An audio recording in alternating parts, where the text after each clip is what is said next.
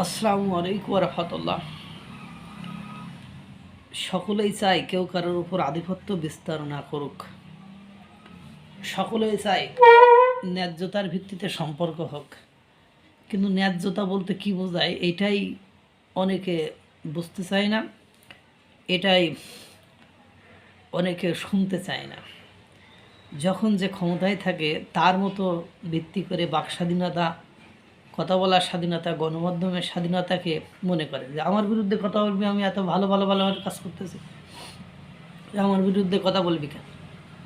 কিন্তু আমরা যেটা বলি বা বলার চেষ্টা করি সেটা কিন্তু সত্যই বলি।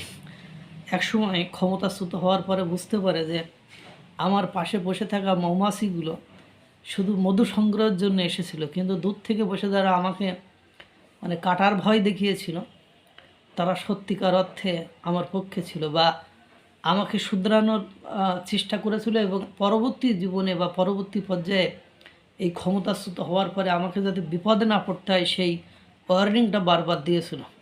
তা তাদেরকে আমার বন্ধু ভাবা উচিত ছিল, সেটা না ভেবে তাকে শত্রু ভেবে তাদের উপর আমরা নির্যাতন করেছি। ক্ষমতাচ্যুত না হওয়া পর্যন্ত এই মোহভঙ্গ হয় না। যাক, বাংলাদেশ এবং ভারতের মধ্যে রিলেশনটা কোন ক্যাটাগরির, কোন স্টাইলের, কোন ধরনের সেটা আপনারা সকলেই জানেন।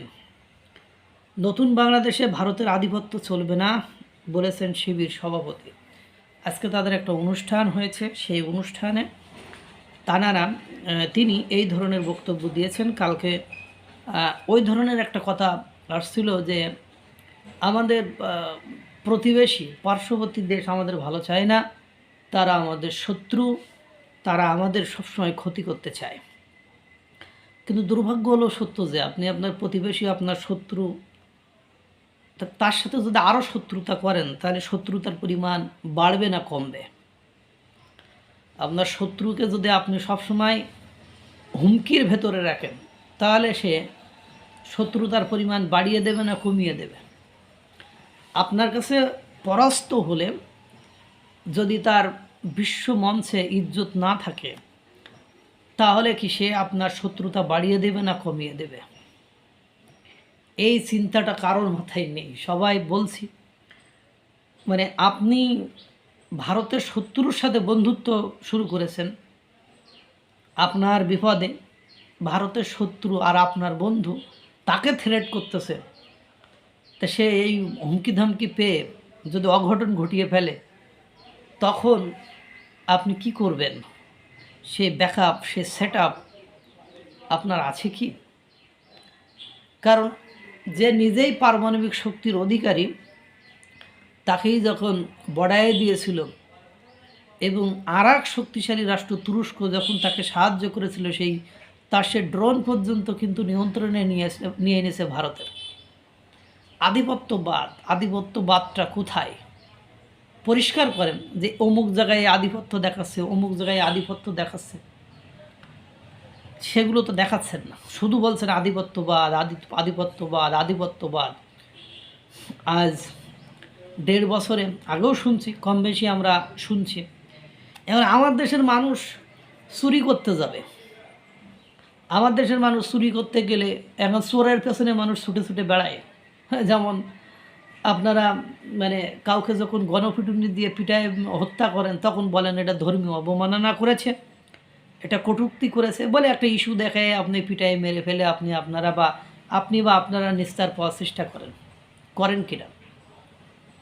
আপনারা পাগলের গায়ে হাত দেওয়াও বিপদ। সেই পাগলকে পর্যন্ত ঢাকা ইউনিভার্সিটিতে ফেলিয়ে পিটিয়ে হত্যা করা হয়, তার কোনো বিচার হয়েছে? হয় নাই তো। শুধু বিচার হবে আমার আপনজন, আমার লোকজন কেউ মারা গেলে আমি চাই সকল অন্যায়কারীর বিচার হোক, সে যে দল মত ধর্ম বর্ণ নির্বিশেষে যে করেছে সারও না। কিন্তু আপনার অথেন্টিক প্রমাণ আদি, উইটনেস এগুলো তো আপনার লাগবে।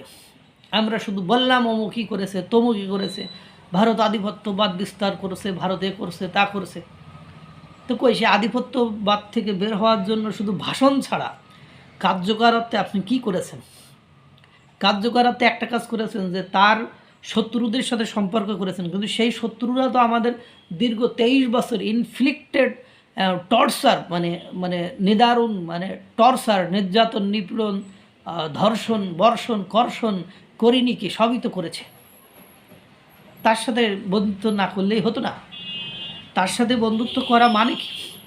আর তার সাথে বন্ধুত্ব করা মানে হলো আপনি যার আধিপত্য থেকে মানে বের হয়ে আসার চেষ্টা করেছেন, সে আরও আধিপত্যবাদ আপনার উপর বেশি ফেলবে বা গেড়ে বসবে, এটাই কিন্তু সত্য। সুতরাং আমার এই ডাইলগ শুনতে শুনতে এখন আর এটা তিক্ত বিরক্ত হয়ে যাচ্ছে যে কোন ধরনের কথাবার্তা। মানে ওই যে কথা আছে, মানে পকেটে নাই দু কড়ি, হ্যাঁ, মানে কথা ছাড়ি কাড়ি কাড়ি, মানে পকেটে নাই দু কড়ি, কথা ছাড়ি কাড়ি কাড়ি।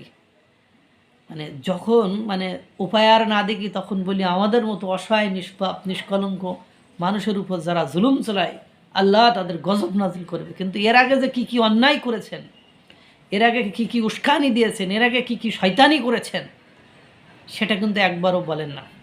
এই বাস্তবতা থেকে, এই বাস্তবতা কবে যে মানুষ বুঝবে সেদিনই বাংলাদেশের ভাগ্য আকাশে হয়তো বা মিটি আলো জ্বলতে পারে। এখন ঘোর অন্ধকার বই, আর কিছুই দেখা যাচ্ছে না।